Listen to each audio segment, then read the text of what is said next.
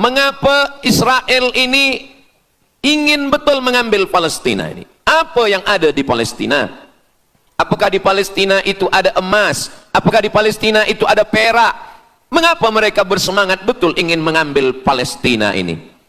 Pada tahun 2007, Al-Faqir Abdul Samad, saya menterjemah satu buku berbahasa Arab, judulnya Tarikh Ad-Diyanah Al-Yahudiyah, ditulis oleh seorang ulama daripada Al-Iskandariyah, Mesir. Di situ dia bagi satu jawaban. Kenapa orang Israel itu amat sangat menginginkan Palestina? Rupanya ada seorang bernama Israel. Israel maknanya dua. Isra abdun. El bahasa Hebrew language, bahasa Ibrani. El artinya Tuhan. Israel artinya hamba Tuhan. Tapi mereka punya makna yang kedua. Israel artinya al-musari' lillah. Al-musari' lillah, orang yang bergulat, orang yang mengalahkan Tuhan. Rupanya Tuhan pernah kalah. Dan ketika Tuhan kalah, lalu Tuhan memberikan hadiah satu petak tanah. Dan tanah itu adalah tanah Palestina menurut mereka. Jadi mereka meyakini bahwa ketika Tuhan dikalahkan oleh Israel, maka hadiahnya adalah bumi Palestina. Itulah kenapa mereka amat sangat ingin mengambil tanah itu. Tapi kita pula, Palestina bagi kita adalah hijrahnya Nabi Muhammad sallallahu alaihi wasallam yang dituliskan dalam Al-Qur'an. A'udzubillahi minasyaitonir rajim. Subhanalladzi asra bi'abdihi lailan minal masjidil haram ilal masjidil aqsa alladzi barakna haulah. Dulu semasa belajar di Al-Azhar ada satu subjek namanya Al-Milal wan Nihal. Al-Milal maknanya aliran-aliran keugamaan. Wan Nihal ugama-ugama. Maka salah satu aliran itu disebut dengan Zion. Zion adalah nama satu bukit yang ada di Palestina. Lalu mereka mengambil nama ini sebagai satu gerakan dunia.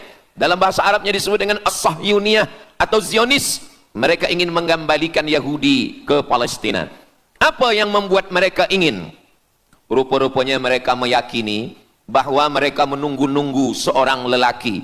Lelaki itu bernama Mesyah. Dalam bahasa mereka sebut dengan Mesyah. Dalam bahasa Arabnya adalah Al-Masih. Al-Masih diambil dari kata masaha. Masaha artinya disapu. Kita dalam wudhu ada menyapu.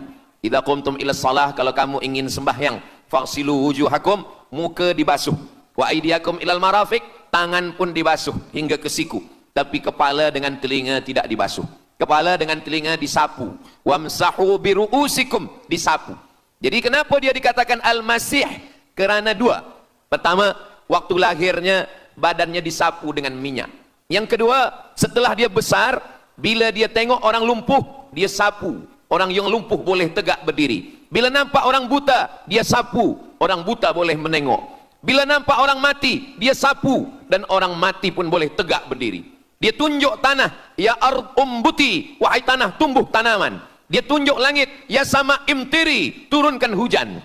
Dia tunjuk orang mati, ya mayyit qum, orang mati tegak berdiri. Maka dia disebut dengan Al-Masih. Tapi Al-Masih ini ada yang original. Itulah dia Al-Masih Isa anak Maryam alaihi salam. Tapi ada Al-Masih satu lagi. Macam Isa. Orang Arab bila ada mangkuk mereka sebut dengan wi'a. Kalau mangkuk ini emas, mereka katakan al-wi'a az-zahabi, mangkuk emas. Tapi kalau mangkuk ini dari perak tapi dibalur dengan emas, mereka akan mengatakan al-wi'a al-mudajjal. Dia bukan emas, tapi dia nampak macam emas, maka dia namanya mudajjal.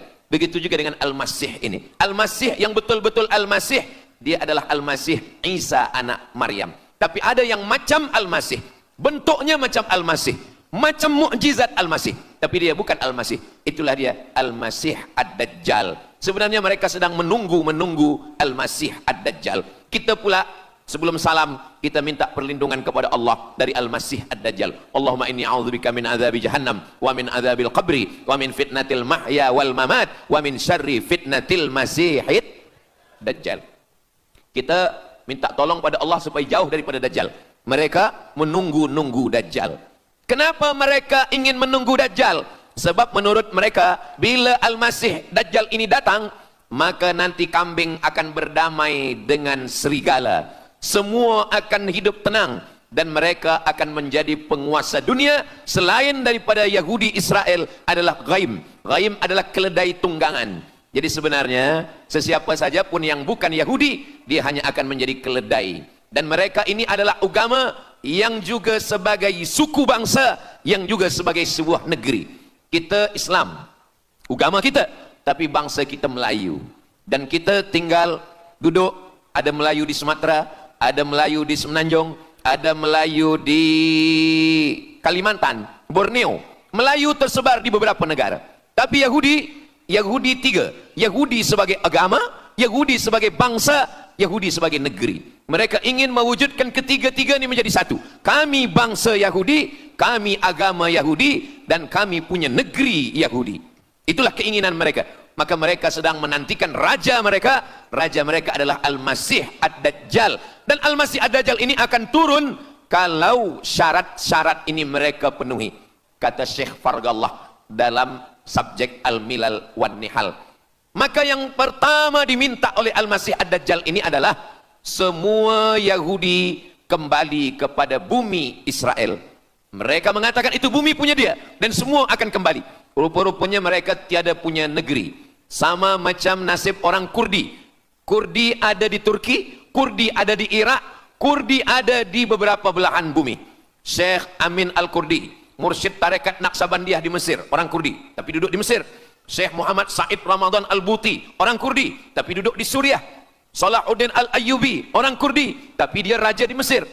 Mereka pun di seluruh dunia ada, tapi mereka tak ada punya negeri. Maka mereka ingin mengambil Palestina, mereka ingin kembali ke negeri yang menurut mereka inilah adalah hadiah daripada Tuhan, kerana Tuhan kalah bertembung, bertarung dengan nenek moyang mereka bernama Israel menurut hikayat mereka. Yang ini semuanya adalah asatirul awalin, hanya dongeng-dongeng nenek moyang mereka zaman silam. Lalu kemudian datanglah Theodor Herzl menghadap kepada Sultan Abdul Hamid, Sultan Turki. Mereka ingin membayar dengan ratusan keping emas. Apa kata Sultan Abdul Hamid? Dulu Palestina itu diambil dengan darah dan nyawa, maka saya tidak akan memberikannya dengan emas. Lalu kemudian apa yang terjadi? Mereka menghalau Sultan Abdul Hamid dengan seorang lelaki bernama Mustafa Kemal Ataturk. Lalu kemudian hilanglah khilafah Islamiyah. Ketika khilafah Islamiyah tahun 1924 ini jatuh, hilang, tumbang, maka ketika itu umat Islam tidak lagi ada pelindung. Dan ketika itulah mereka mengambil Palestina. Mereka merebut, mereka mengambil, seperti yang dikatakan Sayyidina Muhammad sallallahu alaihi wasallam, kamu akan diperebutkan seperti makanan yang ada di atas meja makan. Satu mengambil kakinya, satu merebut kepalanya, satu mengambil dadanya, dan tercabik-cabik, dicakar, dimakan, dipotong. Tak ada satu pun yang peduli. Alhamdulillah, kita malam ini masih peduli. Kita sedang mengajarkan kepada belia-belia, kita sedang mengajarkan kepada pemuda-pemuda Islam. Mudah-mudahan sampai anak cucu kita sampai hari kiamat masih lagi peduli kepada Palestina, insyaAllah. Allahu Akbar. Semua Yahudi kembali ke Palestina. Maka sekarang mereka sudah berkumpul. Berapa jumlah mereka? 9 juta Yahudi sudah berada di Palestina. Itu syarat supaya Al-Masih itu turun. Sebab Al-Masih tidak mahu turun kalau Yahudi-Yahudi ini tidak kembali ke Palestina menurut mereka. Maka Yahudi dari Rusia kembali, Yahudi yang ada dari Amerika kembali semuanya. Dari mulai tahun 1946 sampailah hari ini 2025, tahun hadapan 2026, 80 tahun lamanya mereka sudah berkumpul menunggu kedatangan Al-Masih dengan cara berkumpul. Dan mereka yang datang ini hanya keturunan Yahudi dari puak ibunya saja. Yahudi ini tidak menerima dari puak ayah. Jadi kalau ada ayahnya Yahudi, emaknya tak Yahudi, dia tiada diterima. Sebab mereka guna dari puak ibu. Maka bila ibunya Yahudi, maka dia akan diterima. Ada satu Yahudi yang tidak diterima, Yahudi Falasha dari Afrika. Yahudi Falasha ini datang, mereka dari Ethiopia, mereka menyeberang ke Sudan, dari Sudan mereka masuk ke Mesir, dan mereka datang ke Palestina. Mereka pun nak masuk juga, tapi mereka tertolak. Sebab dia mengaku Yahudi, tapi kulit dia hitam. Saya tak tahu di tempat kita, tapi di tempat saya banyak juga Yahudi, namanya Yahudi pesek. Kulit dia hitam, hidung dia pesek, tapi otak dia Yahudi. Ini lebih berbahaya lagi. Mereka menyebarkan kebencian. Jadi sebenarnya Yahudi adalah makhluk yang paling unsuri, rasisme. Mereka tiada menerima selain daripada Yahudi. Siapapun yang datang ingin mengaku orang Yahudi, kalau ditengok nasabnya tidak sesuai daripada ibu, dia tidak akan diterima.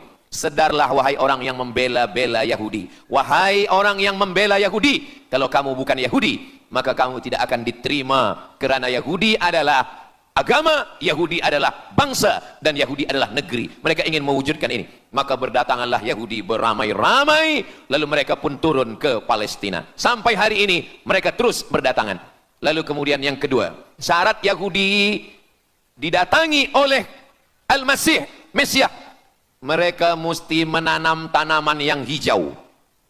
Jadi kalau mereka bayangkan, Al-Masih ini sedang berada di langit, dia selalu memandang ke bawah, dia tengok Yahudi dah berkumpul atau belum. Kalau berkumpul dia tak nak turun. Bila dah berkumpul semua ramai, baru dia turun.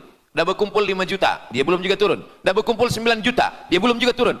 Rupanya yang kedua, dia ingin supaya tanah Palestina itu hijau.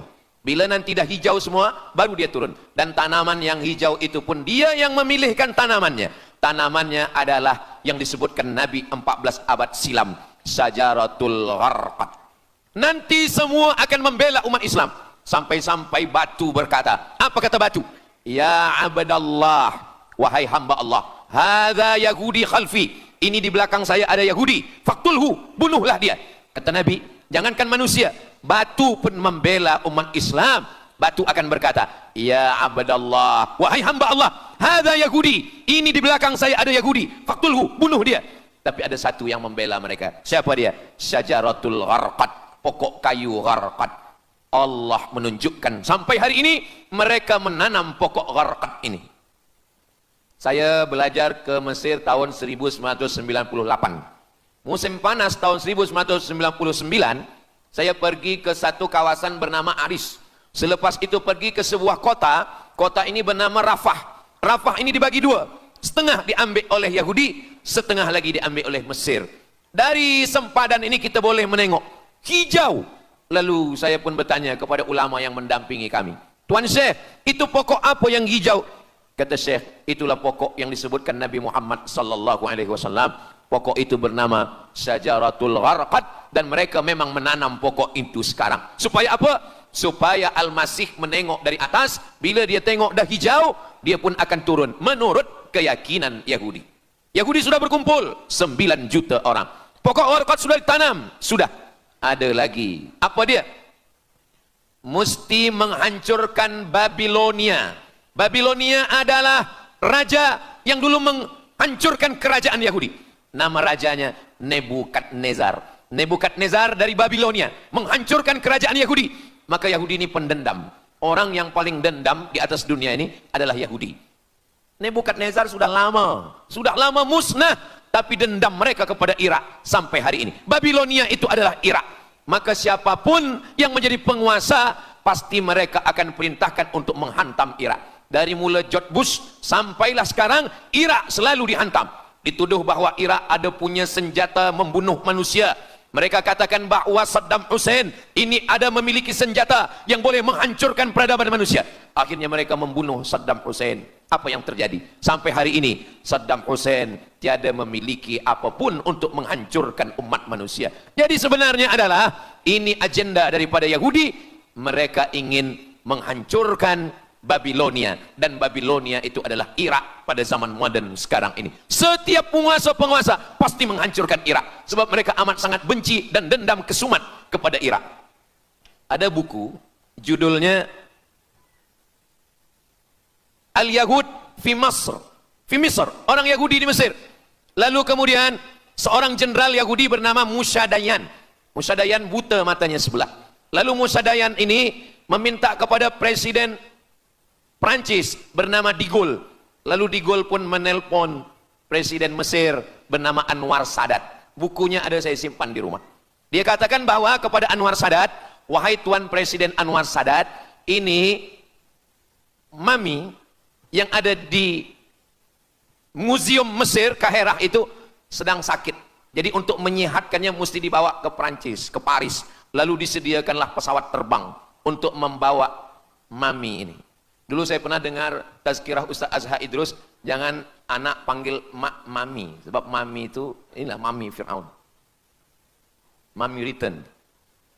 Ini mami ini sakit, maka dia mesti disehatkan, ada bakteri, maka dia mesti disehatkan, dibawa ke Paris, Prancis. Akhirnya diterbangkan pada masa Presiden Anwar Sadat, dibawa ke hospital. Sampai di hospital, rupa-rupanya Jenderal Musa Dayan yang buta sebelah sudah menunggu Mami. Begitu Mami Ramses II, Fir'aun sampai, dia terus meninju muka Mami itu. Kenapa? Sebab dia dendam. Inilah yang dulu menghalau nenek moyang dia dari Mesir. Gila. Yahudi ini adalah orang-orang yang gila. Sampai hari ini mereka punya dendam yang tak berkesudahan. Sampai Mami yang sudah menjadi kering, kita pun menengoknya biasa-biasa saja. Tapi Musa Dayan melampiaskan dendam kesumat dia sampai pada masa Presiden Anwar Sadat, yang akhirnya Anwar Sadat pun mati terbunuh ditembak oleh Khalid Islambuli. Begitulah Allah Subhanahu wa taala menceritakan saksi sejarah supaya umat Islam faham bagaimana pikiran, bagaimana sakit jiwanya orang-orang Yahudi.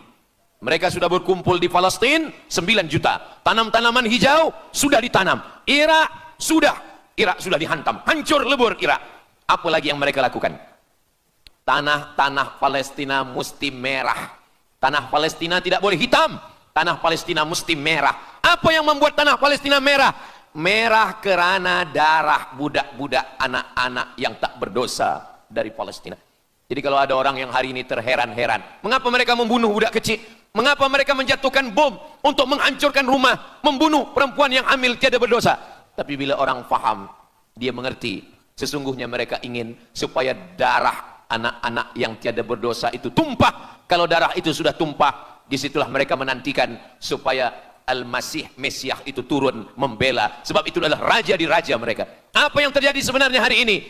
Yang terjadi sebenarnya adalah mereka membangun, membina sebuah kerajaan dari khayal, dari fikiran gila. Maka ada seorang yang tidak percaya kepada Allah. Dia atheist, dia tak percaya kepada Tuhan. Namanya Roger Jaroudi. Tapi akhirnya dia dapat hidayah. Dia masuk Islam. Selepas masuk Islam, dia tulis buku bahwa Israel, Yahudi mendirikan negara berdasarkan mitologi, berdasarkan khurafat, berdasarkan kisah-kisah bohong, dusta. Tapi mereka percaya dengan dusta itu. Lalu kemudian Roger Jaroudi ditangkap oleh pemerintah Prancis, dimasukkan ke dalam penjara. Bukunya diterjemahkan ke dalam bahasa Arab, diterjemahkan ke dalam bahasa Melayu. Roger Jaroudi, bagaimana orang Yahudi Israel membina kerajaan negara berdasarkan khayal, berdasarkan tipu, berdasarkan dusta, berdasarkan mitologi, berdasarkan asatirul awalin, dongeng-dongeng daripada nenek moyang mereka dulu. Lalu kemudian hari ini kita sudah menengok darah itu sudah tumpah merata-rata di tanah Palestina. Kenapa Al-Masih, Mesiah belum juga turun? Kenapa belum datang juga Mesiah yang mereka tunggu itu? Rupanya ada syarat lagi yang belum. Apa dia? Mereka mesti membina satu yang disebut dengan Haikal Sulaiman, Temple of King Solomon. Mereka meyakini bahwa raja mereka adalah Solomon, dan dia ada sebuah kuil yang mereka sebut, mereka tulis bukunya, Temple of King Solomon. Di mana letaknya? Letaknya adalah di atas Al-Masjidil Aqsa. Mereka ingin menghancurkan Al-Masjidil Aqsa, diratakan dengan tanah. Nanti mereka akan bina Temple of King Solomon. Selepas itu mereka siapkan satu kerusi singgasana. Selepas itu nanti barulah turun Al-Masih, Mesiah yang dijanjikan menurut mereka. Yang semuanya ini adalah dusta, bohong, tipu daripada Zionis, kerana mereka ingin menguasai dan mereka ingin membuat sebuah negara yang sangat besar, yang negara itu disebut dengan The Great Israelian. Israel Raya, dia dari 2 sungai. Biasanya orang membuat map itu rahasia. Map biasanya rahasia yang disimpan. Tapi orang Yahudi Israel, mereka buatkan mapnya di dalam bendera mereka. Kita membuat sesuatu yang rahasia kita simpan, tapi mereka membuat satu garis biru di atas, satu lagi garis biru di bawah. Yang di atas itu adalah Sungai Nil di atas, dan yang di bawah itu adalah Sungai Efrat. Sungai Nil di atas, Afrika Utara, Mesir. Sungai Efrat di bawah, Sungai Efrat ada di Irak. Lalu di tengah itu ada bintang segi 6. Apa maknanya? Mereka ingin membina sebuah kerajaan yang luasnya dari Nil hingga ke Efrat. Itulah kenapa ketika mereka membuka embasi di Kairo, ketika Israel membina embasi di Kairo, ini Sungai Nil, ini bagian atas, ini bagian bawah. Kerajaan Mesir membagi embasi Israel tanah di bawah Sungai Nil. Mereka tidak mau. Mereka ingin membina embasi di atas Sungai Nil. Kenapa mereka tidak mau membina embasi di bawah Sungai Nil? Karena menurut mereka di bawah Sungai Nil adalah negeri kami. Orang membina embasi hanya di luar daripada kerajaannya. Jadi sebenarnya menurut pengakuan mereka, Mesir yang ada sekarang, semua yang ada di bawah Nil hingga ke Efrat Irak, itu adalah kerajaan mereka. Yang kalau mereka mewujudkan itu nanti, mereka akan menjadikan semua manusia ini sebagai keledai tunggangan. Alhamdulillah, itu disampaikan oleh Syekh Fargallah. Lalu kemudian kami membacanya, mempelajarinya, beliau bacakan di kelas, dan hari ini saya amat sangat bersenang hati. Tapi kita tetap susah hati dengan Palestina. Saya merasa senang hati sebab saya boleh menyampaikannya kepada para belia pemuda muslimin muslimat yang hadir malam ini. Macam mana suara saya, jelas tak jelas? Jelas. Yang saya sampaikan ini boleh faham? Alhamdulillah. Yang tak faham, nanti faham sendiri insyaAllah. Begitulah Allah Subhanahu wa ta'ala. Saya dulu pernah berjumpa dengan Syekh Muhammad Jibril. Lalu kemudian saya tanya Syekh Muhammad Jibril, Syekh, kenapa Allah membinasakan kaum Ad, kaum Samud, kaum Madian? Wa ila Samuda akhahum Salihah, wa ila Madiana akhahum Syu'aiba, wa ila Adin akhahum Huda. Madian, Samud, Ad, semuanya musnah. Iram dzatil imad, Iram, hilang semuanya. Tapi kenapa Yahudi ini masih ada sekarang? Kenapa Allah tak musnahkan? Kata Syekh Muhammad Jibril, Allah Maha Kuasa untuk memusnahkan Yahudi, Israel. Senang saja bagi Allah. Innama amruhu idza arada syai'an ayyakula lahu kun fayakun. Yahudi Israel mati semua rata dengan tanah. Satu jeritan malaikat mati mereka semua. Allah goncangkan bumi, habis mereka ditelan bumi. Ya bunayya, wahai anakku, kalaulah Israel Yahudi ini mati, lalu kamu masuk surga dengan apa, kata dia. Sebenarnya Allah masih menyisakan Yahudi ini supaya kita berjuang. Sekarang ada umat Islam yang amat sangat lemah. Dia bukannya ikut berjuang, tapi melemahkan perjuangan orang. Bila ada umat Islam yang berkumpul beramai-ramai, solidariti tentang Palestin, dia berkata, katanya Allah Maha Kuasa, kenapa Allah tak binasakan? Dulu, arsalna alaihim tayran ababil, datang burung ababil, tarmihim bi'ijaratin min sijil. Mana ababil sekarang? Kenapa Allah tak kirimkan ababil? Saya pun pernah tanyakan ini kepada masyayikh, Syekh, kenapa Allah tak kirimkan ababil? Dulu ketika Abdul Muttalib memegang kunci Ka'bah, masa itu tak ada orang beriman. Abdul Muttalib bersendirian, lalu kemudian dia datang ke Ka'bah, dia letakkan kunci itu. Ya Allah, inna lihadzal baiti rabban yahmih. Saya sendiri seorang saja, saya tak sanggup untuk menolong Ka'bah. Inna lihadzal baiti rabban yahmih. Ka'bah ini ada pemiliknya, Ka'bah ini ada pelindungnya, Allah akan melindungi. Itulah mengapa Allah mengirimkan alam tara kaifa fa'ala rabbuka bi ashabil fil alam yaj'al kaidahum fi tadlil. Kenapa Allah kirimkan tayran ababil? Karena tidak ada orang beriman, hanya Abdul Muttalib sendiri. Tapi sekarang 2 miliar orang beriman yang bersyahadat asyhadu an la ilaha illallah wa asyhadu anna muhammadan rasulullah. Itulah kenapa Allah tidak mengirimkan tayran ababil. Itulah kenapa Allah tidak membuatkan goncangan. Itulah kenapa. Tapi sedikit banyak Allah mulai menurunkan pertolongannya. Kalau sudah datang pertolongan Allah Subhanahu wa taala, idza jaa nasrullah, kalau sudah datang pertolongan Allah, idza jaa nasrullah wal fath, kemenangan. Wa ra'aitan nasa yadkhuluna fi dinillahi afwaja. Insyaallah, alaysa subuhu biqarib. Subuh tak lama lagi. Pertolongan Allah pasti datang.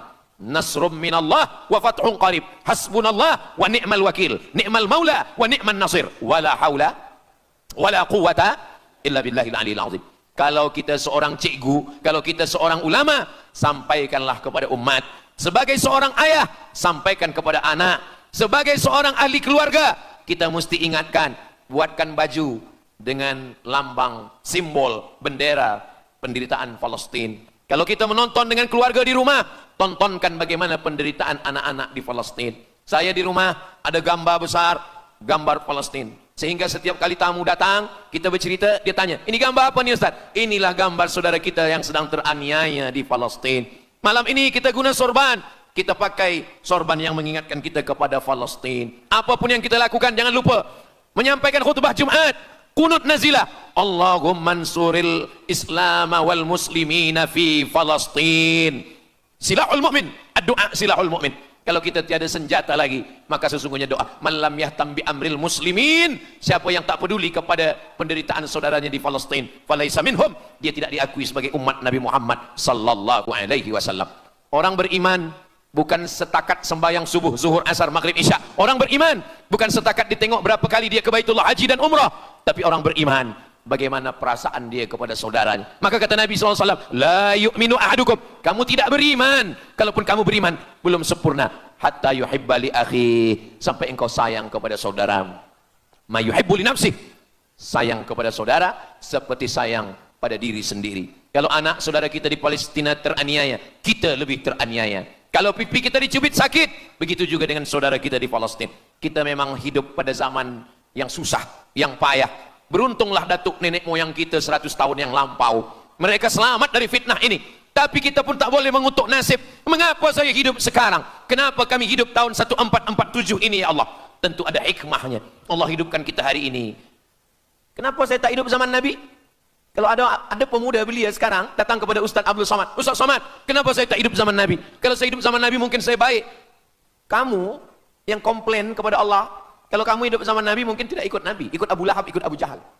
Kita dihidupkan Allah hari ini, kita masih bersama dengan guru kita Al-Fadhil Ustaz Azhar Idrus. Kita masih bersama dengan orang-orang baik, orang mulia. Alaikum bil jamaah, kata Nabi SAW, man syadza syadza finnar, jangan bersendirian, sendirian masuk neraka. Kita mesti berjamaah. Alhamdulillah, yang ada kuasa dengan kuasanya, yang ada fatwa dengan fatwanya, yang ada ilmu dengan ilmunya.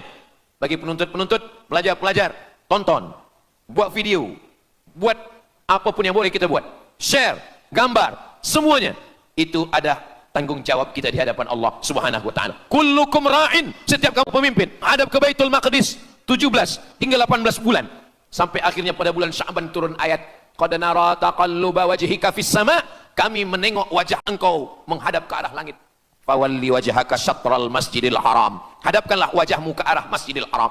Lalu Nabi pun menghadap ke arah Masjidil Haram. Selepas itu sahabat datang beramai-ramai menjumpai Nabi Muhammad SAW. Ya Rasulullah, bagaimana saudara kami yang sembahyang, yang solat 16 bulan, 17 bulan, 18 bulan, dia menghadap ke Palestina, apakah solatnya diterima Allah? Turun ayat, wa ma kana Allahu liyudhi'a imanahum. Tafsirnya, wa ma kana Allahu liyudhi'a salatahum. Allah tidak menyia-nyiakan sembahyang mereka, Allah tidak menyia-nyiakan solat mereka. Sembahyang mereka yang dulu menghadap ke Baitul Maqdis diterima Allah atau tidak? Itu yang mereka cemaskan, itu yang mereka khawatirkan. Sembahyang yang 18 bulan itu yang mereka takutkan. Bagaimana kita sekarang? Bagaimana sembahyang saudara kita? Bagaimana puasa mereka? Bagaimana musim sejuk? Mereka sejuk. Bagaimana mereka tak boleh makan, tak boleh minum? Kalau kita sudah berbuat di luar kemampuan kita, kita tidak akan dituntut di hadapan Allah. La yukallifullahu nafsan illa wus'aha. Mudah-mudahan apa yang kita lakukan malam ini, kita bangkitkan semangat jamaah. Selemah-lemahnya adalah doa.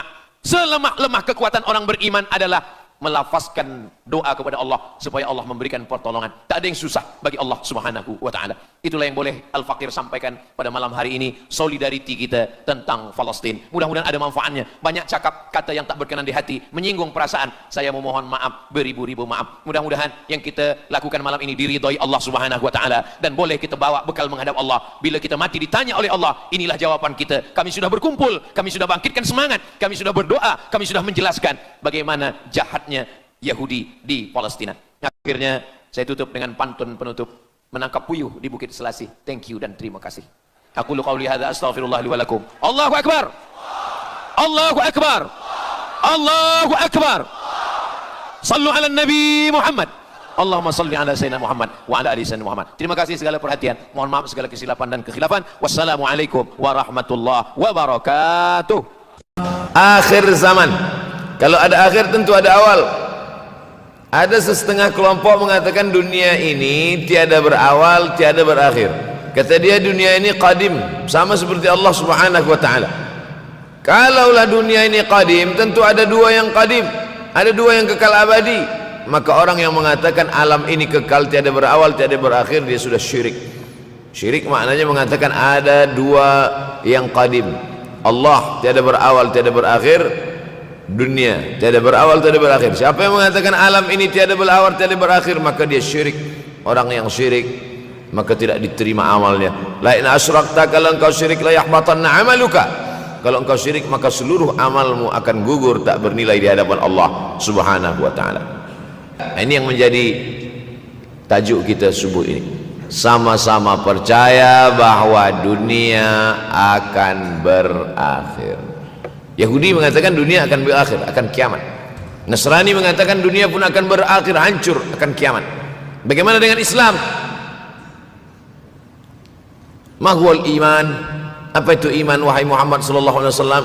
Antu'mina billah, percaya kepada Allah, wa malaikatihi, percaya kepada malaikat, wa kutubihi, percaya kepada kitab-kitab, wa rusulihi, percaya kepada rasul-rasul, wal yaumil akhir, percaya bahwa dunia ini akan berakhir. Wa tu'mina billah, wa tu'mina bil qadri khairihi wa syarrihi, engkau percaya kepada takdir baik dan takdir buruk. 6. Siapa yang tidak percaya kepada rukun iman yang 6, maka dia tidak lagi diakui sebagai umat Muhammad sallallahu alaihi wasallam.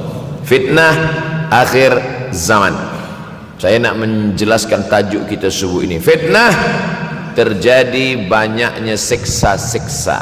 Akhir zaman, di ujung zaman. Menunjukkan dulu ada awal zaman, sekarang ada akhir zaman. Ada awal masa dunia, kita sekarang sudah berada di ujung dunia. Manakala Nabi Muhammad SAW Isra dan Mi'raj, dia melihat dalam perjalanan Isra Mi'raj itu ada seorang perempuan tua yang sedang bersolek. Jadi perempuan tua bersolek ini sudah nampak Nabi sejak masa Isra Mi'raj lagi. Jadi jangan terkejut bila sekarang nampak ada orang tua bersolek. Dah lama dah. Kata Nabi kepada Jibril, apa itu wahai Jibril? Kata Jibril, itulah dunia. Dunia sudah tua, tapi dia tetap juga ingin menampakkan dirinya muda. Dunia ini sudah tua, tak lama lagi akan hancur binasa. Idza sama'um fatarat, langit terbelah. Wa idzal kawakibun tasarat, planet-planet akan hancur berkeping. Wa idzal biharu fujirat, lautan akan meletup naik ke darat, hancur semuanya. Wa idzal quburu bu'athirat, dan kubur akan dibangkitkan. Semua yang ada di dalam tanah ini akan bangkit. Alimat nafsum ma qaddamat wa akharat. Kenapa tanah ini tidak bergulung? Kenapa tanah ini tidak bergoncang?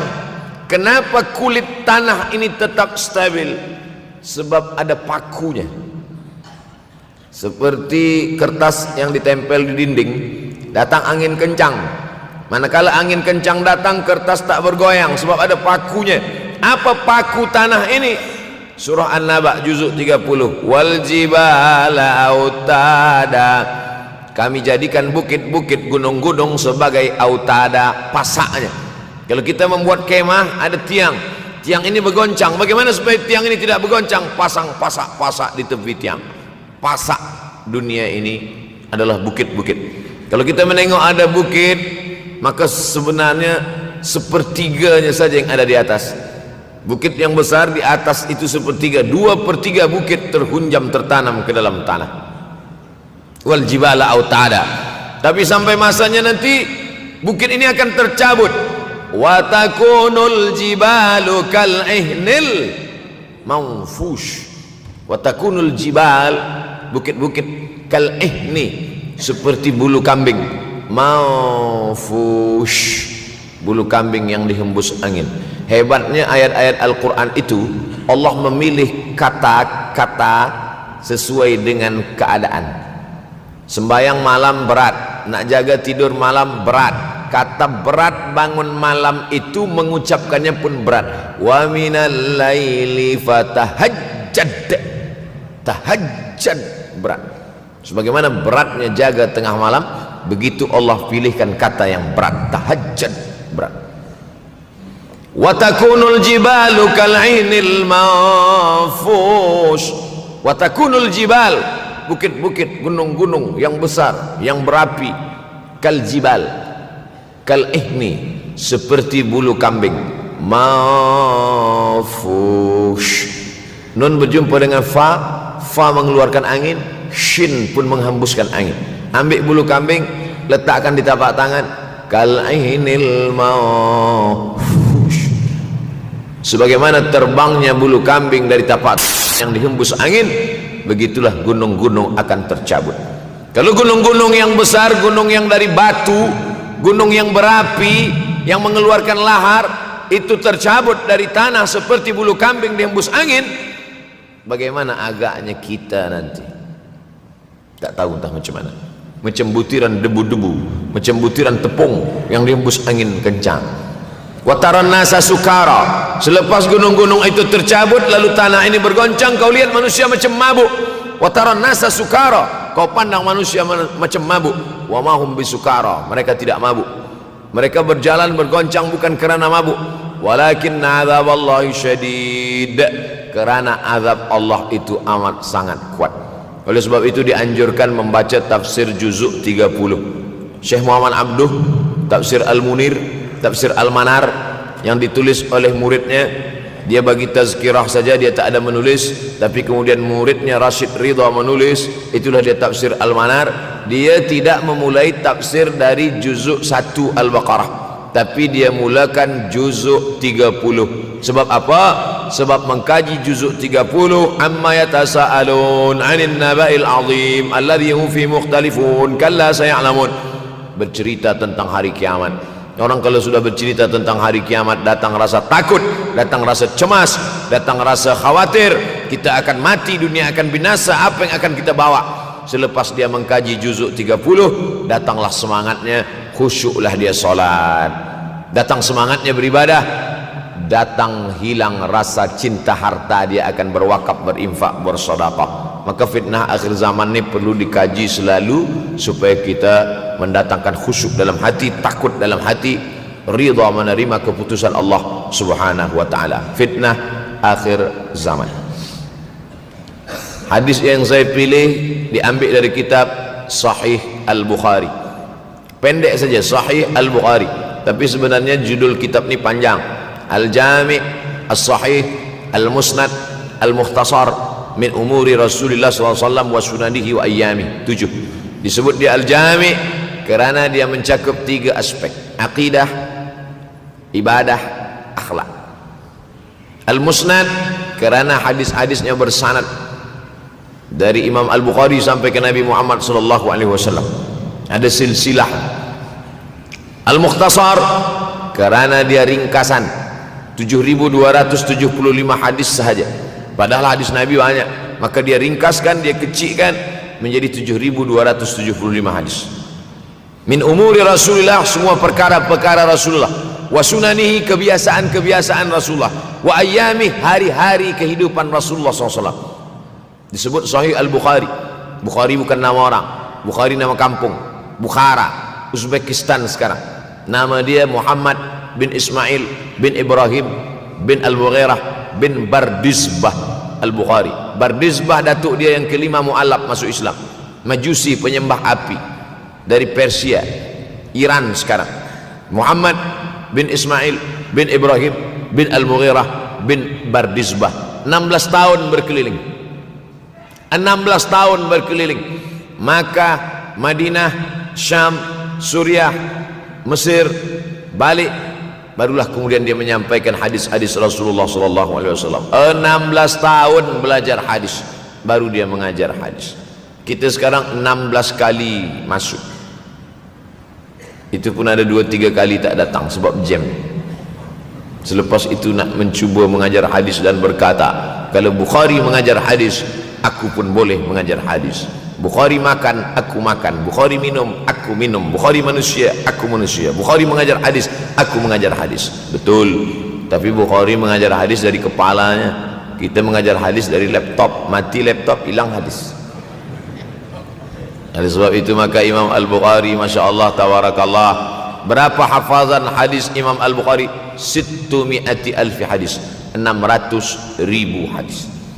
Lalu kemudian dari 600,000 hadis dia buang hadis-hadis dhaif, dia buang hadis-hadis maudhu', akhirnya 300,000 hadis. Dari 300,000 itu dia kecilkan lagi menjadi 7.275 hadis. Itulah yang dikaji oleh umat Islam dari mulai maghribi hinggalah ke semenanjung Melayu. Mudah-mudahan anak cucu kita ada yang menghafaz dan mengajarkan hadis-hadis Sahih Al-Bukhari, insyaallah. Diambil dari kita, diambil dari bab Zuhurul Fitan, Zuhur muncul, tampak, datang. Fitan, jamak dari kata fitnah. Fitnah satu, dua fitnatan, tiga fitan. Diriwayatkan dari as-sahabi al-jalil, sahabat yang mulia bernama Abdurrahman, ayahnya Sakhar, kampungnya Dus. Nama lengkapnya Abdurrahman bin Sakhar ad-Dusi. Kerana selalu membawa kucing dipanggil Abu Hurairah. Nabi memanggil dia, ya Abahir, wahai bapak kucing. Ya Abahir, wahai engkau orang yang selalu membawa kucing. Hatinya lembut, tak sampai hati dia menengok ada kucing tak makan, dia bagi makan. Abu Hurairah radhiyallahu anhu. Apa kata Abu Hurairah radhiyallahu anhu? Aku mendengar Nabi SAW bersabda, di antara tanda-tanda dekatnya hari kiamat itu adalah, dalam hadis ini ada 5. Yang pertama, yataqarabuz zaman. Zaman, masa, waktu makin pendek, makin singkat, makin tak terasa. Dulu nampak budak-budak, sekarang udah jadi mak budak-budak. Dulu nampaknya lama zaman masa ni, sekarang cepat saja. Dari pagi ke petang, petang ke pagi, pagi ke petang, petang ke pagi. Bahkan sekarang ada pula orang yang tak tahu petang, tak tahu pagi. Pagi tidur, petang tidur. Tak terasa saya ini sudah 8 kali datang ke Kuala Lumpur. Awal-awal sekali 2014, 2015, 16, 17, 18, 19, 20. Sudah kali yang ke-7. Saya datang setahun sekali saja, setiap bulan Februari. Bulan Februari datang, rupanya dah yang ke-7 kali bulan Februari. Ini saya bagi tahu supaya kita semua faham. Saya datang bulan Februari, supaya tak datang balik, datang balik, datang balik, datang balik. Sekali datang dari tarikh 2 hingga 9, pusing, pusing, pusing, pusing, balik. Rupanya sudah kali ke-7 ke-8 kali datang menyampaikan tazkirah. Tak terasa. Dulu saya datang kemari belajar di UKM tahun 2003. Sekarang sudah 2020, 17 tahun. Tak terasa. Yataqarabuz zaman. Tanda-tanda kiamat, fitnah akhir zaman sudah dekat adalah yataqarabuz zaman, kata Nabi SAW. Waktu tak terasa. Tak terasa. Tak terasa dah engkau dah datang aja. Tak terasa waktu begitu cepat, engkau sudah datang saja nak menagih hutang, kata. Orang berhutang ni pun rupanya tak terasa juga orang datang. Yang memberi pinjaman pula terasa lama betul. Apakah beza antara 5 minit dulu dengan 5 minit sekarang? Sama. Apakah beza antara 24 hours, 24 jam dulu dengan 24 jam zaman Nabi dengan 24 jam zaman sekarang? Sama. Tak ada beza. Mataharinya sama, bulannya sama, buminya sama. Yang berkeliling mengelilingi matahari sama. Apa yang membuat berbeza? Apa yang membuat zaman itu yataqarabuz zaman? Ada hal-hal yang membuat kita sibuk. Dulu tak ada google.com, dulu tak ada Facebook, dulu tak ada Twitter, dulu tak ada BBM, dulu tak ada Instagram. Sekarang waktu habis. Bila kita tanya orang mana yang lebih lama, 5 minit atau 50 minit, semuanya sepakat mengatakan 50 minit lama, 5 minit kejap.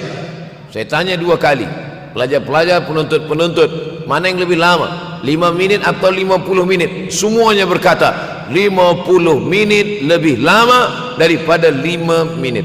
Lepas tu saya balik, mana yang lebih lama?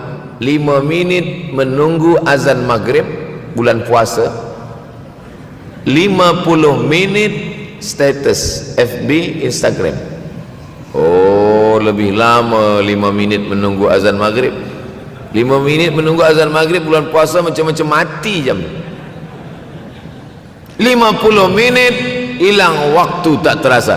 Itu menunjukkan hadis Nabi itu, semakin saya baca hadis Nabi, makin kuat keyakinan saya, makin kuat iman saya, makin hilang keraguan saya bahwa yang berbicara ini bukan manusia biasa, tapi dia dapat wahyu dari Allah. Wa ma yantiqu anil hawa in huwa illa wahyun yuha, melainkan wahyu dari Allah Subhanahu wa taala. Yataqarabuz zaman, masa begitu cepat berlalu tak terasa. Sebulan seperti sepekan, sepekan seperti sehari, sehari seperti sesaat.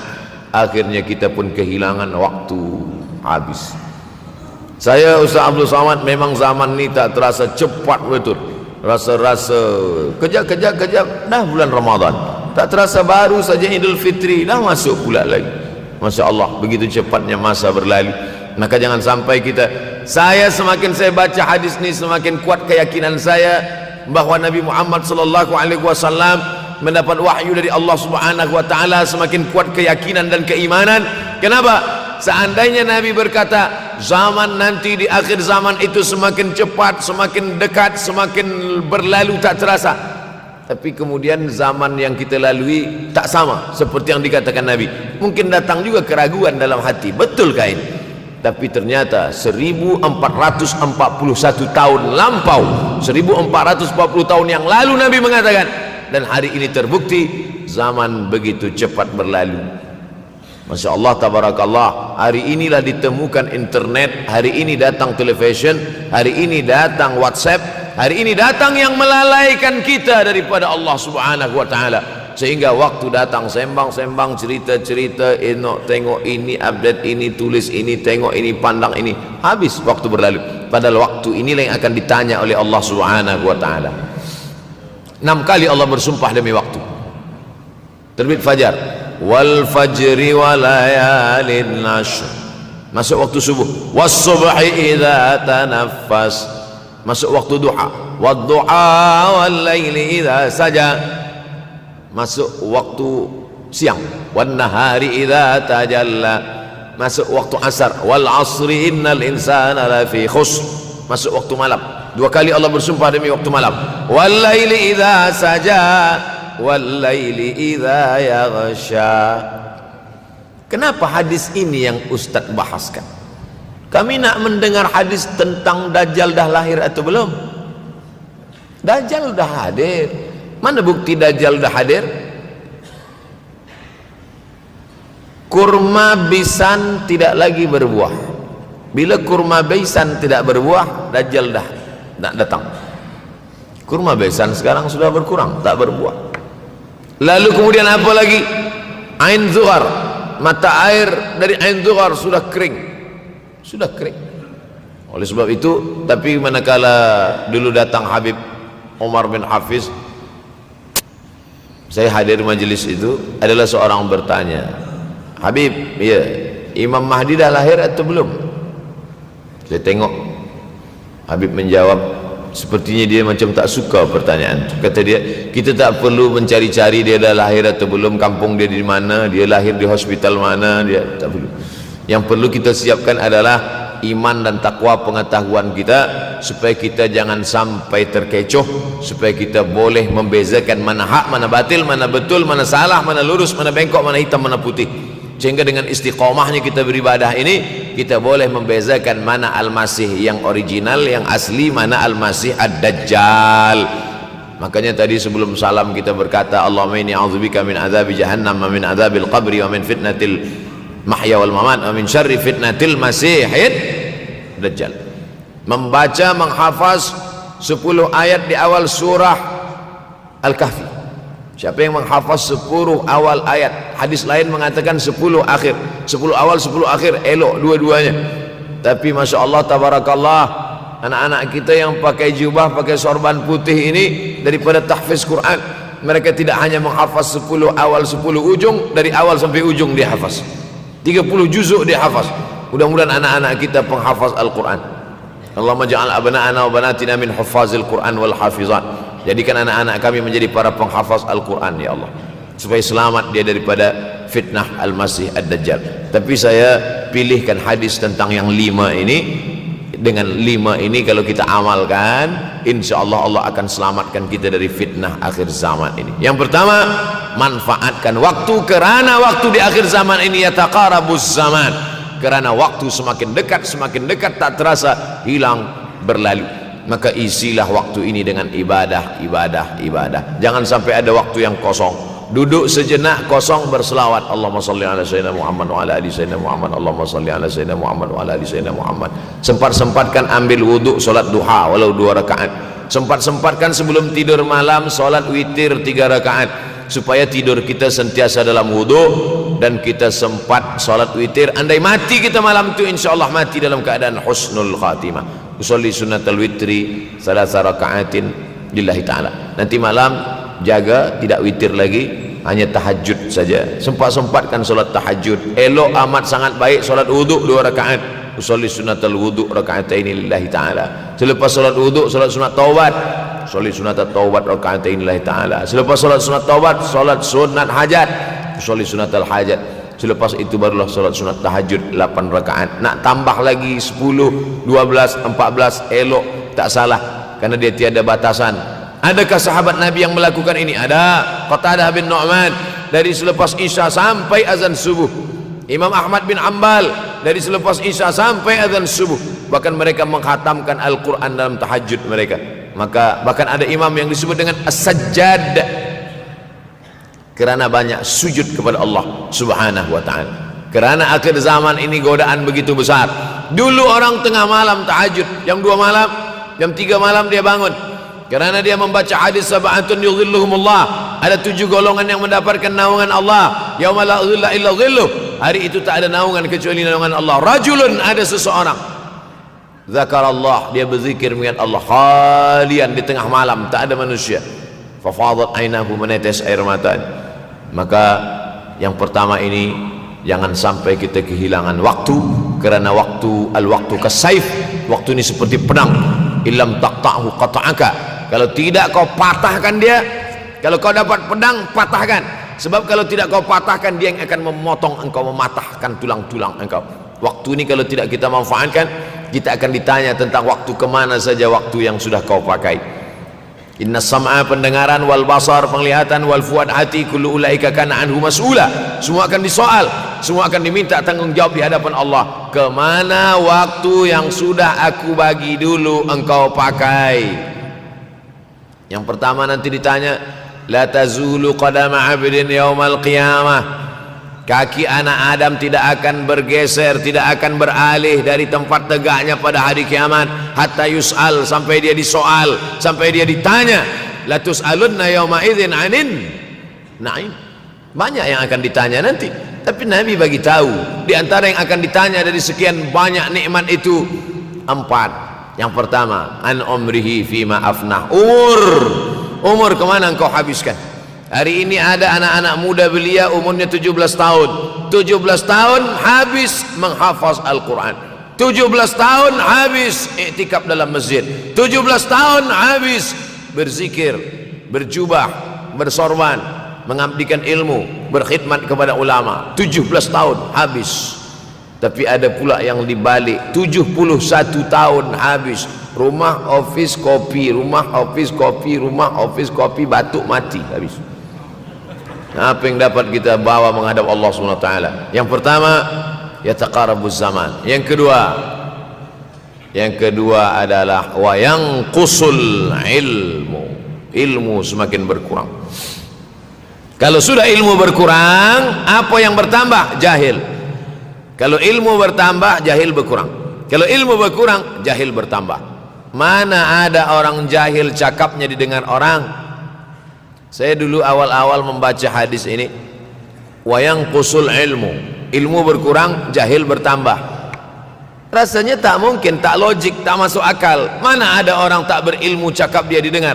Sekarang baru saya faham.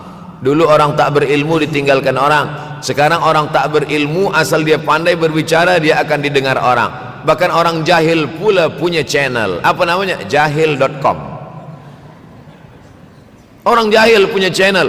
Banyak pula follower dia daripada follower kita. Banyak pula viewer dia daripada viewer kita. Sebab apa? Sebab yang menyaksikan tiada berilmu, yang berbicara tiada ilmu. Oleh sebab itu maka kita galakkan menuntut ilmu di majlis-majlis ilmu.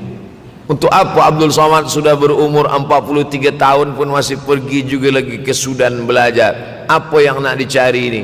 Tak lain tak bukan, mudah-mudahan kita termasuk orang yang sampai akhir hidupnya mencari ilmu, insyaAllah. Saya datang kemari bukan niat mengajarkan ilmu. Saya datang ke Malaysia tetap niatnya belajar mencari ilmu. Man salaka tariqan, siapa yang melangkahkan kaki melalui suatu jalan, yaltamisu fihi ilman, siapa yang melalui suatu jalan niatnya untuk mencari ilmu, sahalallahu lahu bihi tariqan ilal jannah, dimudahkan Allah jalannya menuju surga. Innallaha la yantazi'ul ilma intiza'an. Innallaha la yanzi'ul ilma intiza'an. Allah kalau mencabut ilmu, bukan macam mencabut pokok kayu dari tanah. La yantazilul ilmu intiza'an. Allah tidak mencabut ilmu macam mencabut pokok kayu dari tanah hingga ke akarnya, enggak. Lalu bagaimana ilmu ini dicabut? Biqabdil ulama. Dengan matinya ulama, maka habislah ilmu. Meninggal Imam Syafi'i, berkurang ilmu. Meninggal Imam Nawawi, berkurang ilmu. Meninggal Imam Fulan, berkurang ilmu. Maka yang hadir adalah al-juhala. Yang lebih menakutkan lagi adalah al-juhala bi thawbil ulama. Orang jahil dengan pakaian ulama. Abdul Somad tidak mengatakan dirinya ulama. Saya selalunya membacakan ayat Quran, membacakan hadis Nabi, menyampaikan fatwa ulama. Tak pernah saya berteramah, bertausiah. Menurut saya, siapa saya? Siapa kita? Syafi'i manusia, saya manusia. Syafi'i boleh berfatwa, saya juga boleh berfatwa. Imam Syafi'i berfatwa Al-Quran 30 juzuk dalam kepala dia. Kita juzuk 30 pun kadang-kadang hilang. Imam Syafi'i balik dari masjid ke rumah, dia tutup telinga. Datang orang bertanya, Syafi'i, ya, kenapa engkau tutup telinga? Sebab bila aku dengar dari masjid ke rumah, semua yang aku dengar masuk tu semua aku ingat. Aku takut dia ingat di dalam, maka aku tutup. Kita yang saya sampaikan tadi pun tak ingat. Oh, ustaz mengejek kami, enggak. Jangankan yang mendengarkan, yang bercakap pun tak ingat. Nasib baik datang orang Jepun mengingatkan kita. Nah, ini nama dia Sony. Manusia ini lupa. Oleh sebab itu maka yang kedua, akhir zaman, wa yanqusul ilmu makin kurang. Maka bersyukur anak-anak yang dimasukkan ke rumah tahfiz. Kalau ada rumah tahfiz di kampung biasa, kalau ada rumah tahfiz di desa, dusun biasa, tapi ada tahfiz di tengah kota besar Kuala Lumpur, masih ada lagi rumah tahfiz Quran. Siapa yang mewakafkan rumah tahfiz? Siapa yang memberikan beras? Siapa yang memberikan duit? Siapa yang memberikan belanja? Siapa yang mengirimkan ustaz? Masya Allah, tabarakallah. Maka ini semua mudah-mudahan kita istiqamah semuanya insyaallah. Supaya apa? Supaya lahirlah anak-anak kita yang alim, berilmu. Karena ini makin banyak orang jahil, alftau bi ghairi ilmin, memberikan tazkirah, fatwa tanpa ilmu. Dhalla wa adalla, dhallu wa adallu, sesat, menyesatkan. Kalau setakat sesat saja, ini sudahlah sesat, menyesatkan. Na'udzubillah. Masuk yang ketiga. Yang ketiga adalah wa yanqusul ilmu. Setelah habisnya ilmu ini semua dicabut oleh Allah Subhanahu wa taala, lalu kemudian setelah ilmu dicabut Allah Subhanahu wa taala, wa yulqas syuh. Wa may yuqashuh, sin dengan hak kecil. Wa may yuqashuh nafsihi fa ulaika humul muflihun. Siapa yang selamat daripada sifat syuh, itulah orang yang beruntung. Hayya 'alal falah, mari kita menuju keberuntungan, kemenangan. Siapa orang yang menang? Selamat daripada sifat syuh. Ada orang menerjemahkan syuh ini pelit, bakhil. Bakhil ada yang lebih parah daripada bakhil. Syuh. Bakhil ini, bakhil tidak ingin memberikan uangnya untuk orang lain. Itu bakhil. Dia ada uang 10 ringgit, uang itu hanya dia makan saja, dia tak mau walaupun setengah sen kepada orang lain. Itu namanya bakhil. Kalau syuh ini, duit dia simpan, duit orang pula dia makan. Nah, itu syuh. Jadi lebih parah lagi. Oleh sebab itu kalau sudah ilmu ini dicabut, orang menjadi jahil, maka datang penyakit syuh yang ketiga. Apa itu syuh? Hubbud dunya, hubbul mal, wa tuhibbul mala hubban jamma. Engkau sayang kepada harta, amat sangat sayang. Dia pegang semuanya sampai tak meleleh, tak menetes walaupun satu tetes. Akhirnya mereka inilah pendusta-pendusta agama. Ara'aital ladzi yukadzibu biddin.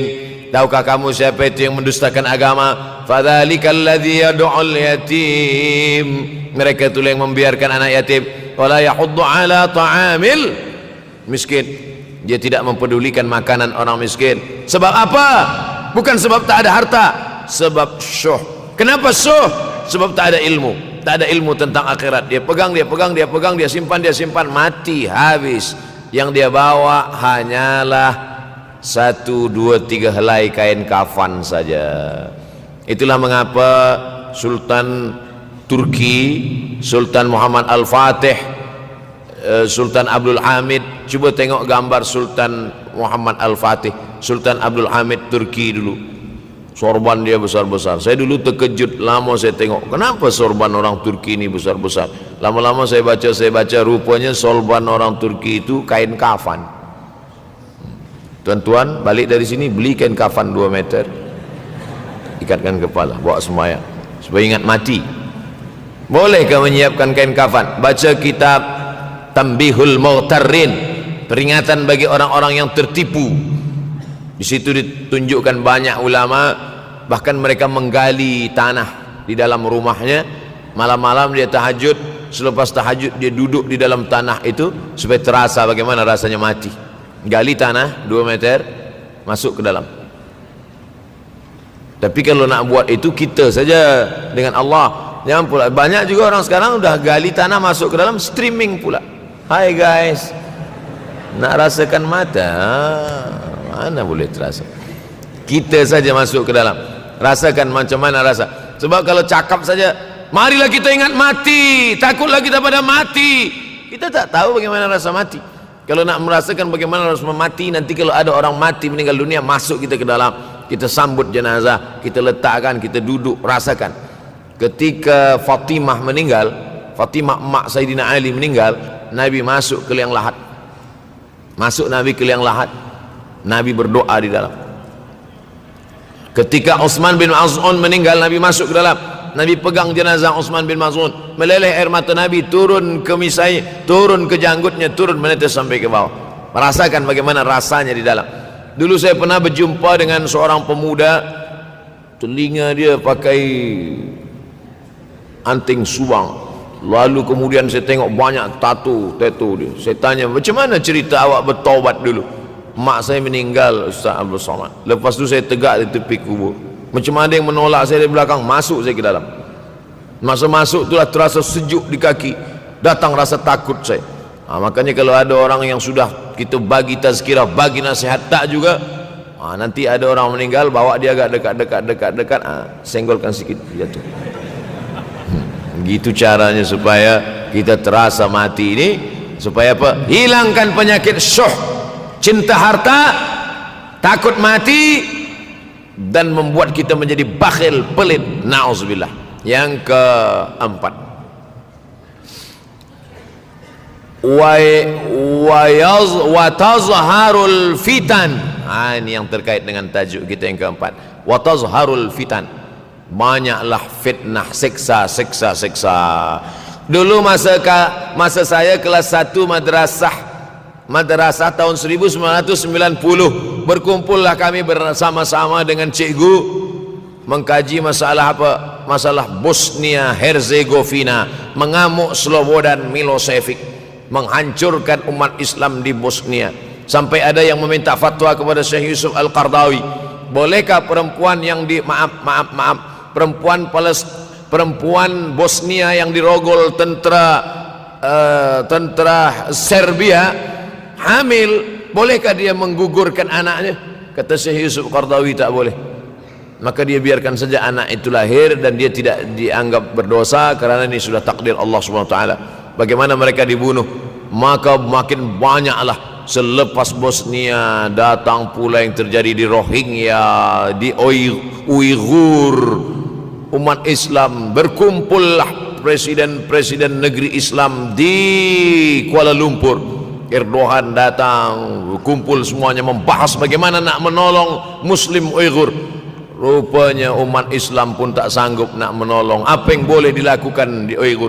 Berdoalah umat Islam. Rupanya Allah kalau mau menolong mudah saja Allah menolong. Tidak datang rudal skat, tidak datang tentera, tidak datang senjata, cukup datang corona, selesai.